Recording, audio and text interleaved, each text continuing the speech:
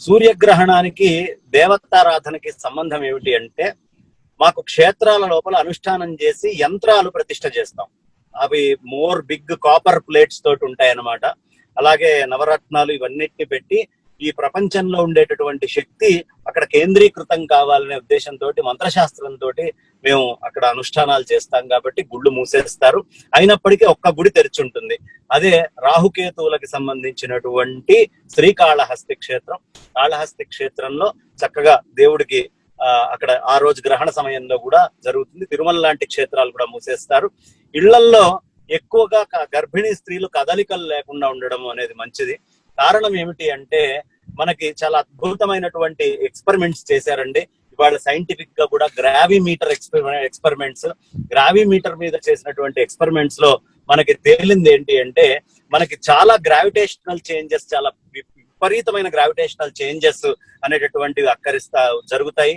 దీనికి డూవల్ అనే ఆయన 1994 లో, 95 లో మిశ్రా అనే ఆయన, వాంగ్ అనే ఆయన 1999 లో చైనా ఆయన కూడా దీని మీద ప్రత్యేకం పరిశోధనలు చేసి చాలా విశేషమైనటువంటి గ్రావిటేషనల్ ఇంపాక్ట్స్ ఎస్పెషల్లీ ఆన్ సూర్యగ్రహణం నాడు ఈ భూమి మీద ఉంటాయని సైంటిఫిక్ పీర్ రివ్యూడ్ అండ్ ప్రపంచము అగ్రీ చేసినటువంటి సిద్ధాంతం ఇది. అందుకనే మనకి సముద్రం లోపల కూడా మిగతా అప్పటికంటే కూడా చాలా విశేషమైనటువంటి ఆటుపోట్లు ఇవన్నీ కూడా మనకి జరుగుతూ ఉంటాయి. సముద్రంలో బాగా ఉవ్వెత్తుని రావడం, లోపలికి బాగా కుచించుకొని పోవడం, ఈ లక్షణాలు. మంది కూడా 70% బాడీ తోటి, వాటర్ తోటి నిండి ఉన్నటువంటి బాడీ మొత్తము. లోపల మనకి సెల్స్ లోపలికి కూడా వెళ్ళి వాటర్ ఉంటుంది. కాబట్టి డెఫినెట్ గా గ్రావిటేషనల్ ఇంపాక్ట్ బాడీ మీద ఉంటుంది.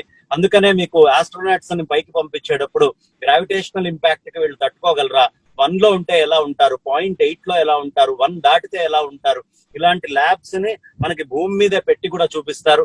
ఈ గ్రావిటేషనల్ ఇంపాక్ట్స్ కనుక కింద పడిపోవడం అనేది జరిగితే మన బాడీ లోపల muscular and bone alpha B1 alpha B2 అని చెప్తారు. ఆ రిపోర్ట్స్ వల్ల తేడా వస్తుంది. బేబీని కడుపులో క్యారీ చేస్తూ ఉంటుంది కాబట్టి తల్లి అంత వెయిట్ ని, అది మజిల్స్ కి సంబంధించినటువంటిది కాబట్టి ఎక్కువ మూవ్మెంట్స్ ఇచ్చి మజిల్ మీద ఇంపాక్ట్ పడకుండా చూసుకోండి అనే సిద్ధాంతము. అయితే ఇవన్నీ సైంటిఫిక్ గా చాలా రీసెర్చ్లు జరగాలి. అయినప్పటికీ ఇది మాకు ఋషి చెప్పాడు కాబట్టి, ఋషి చెప్పినటువంటి సంప్రదాయం ఈ ప్రపంచంలో మొట్టమొదట ఈ గ్రహణాన్ని చూసినటువంటి వాడు ఋషి.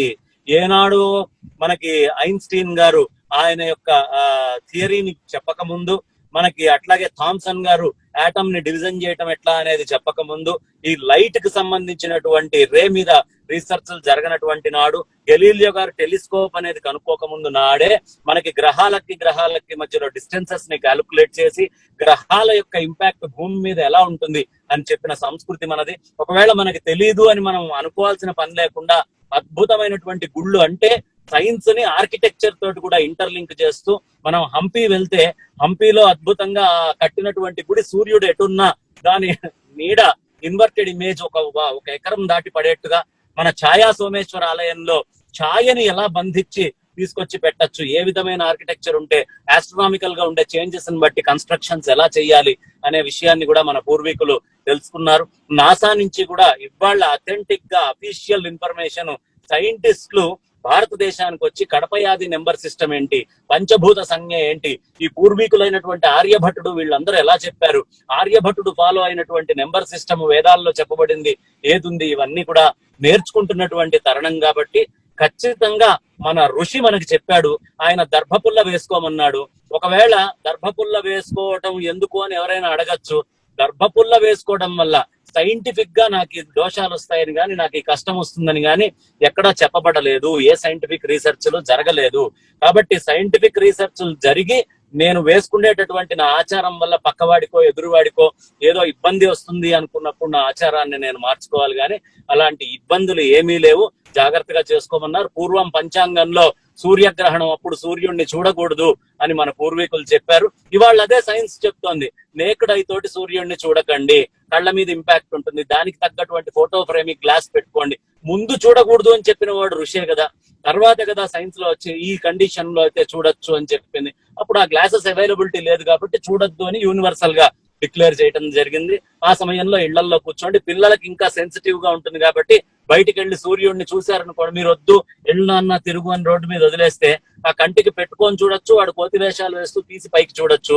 ఎప్పుడైతే ఆ రేస్ మన కంటి మీద పడతాయో కళ్ళకి ఇంపాక్ట్ ఉంటుంది. కాబట్టి మన పూర్వీకులు చెప్పినటువంటి జాగ్రత్తల్లో గాని, మన పూర్వీకులు చెప్పినటువంటి ఆచారాల్లో గాని ఎక్కడా దోషం లేదు, అన్ని జాగ్రత్తగా ఆచరించడానికి యోగ్యమైనవి.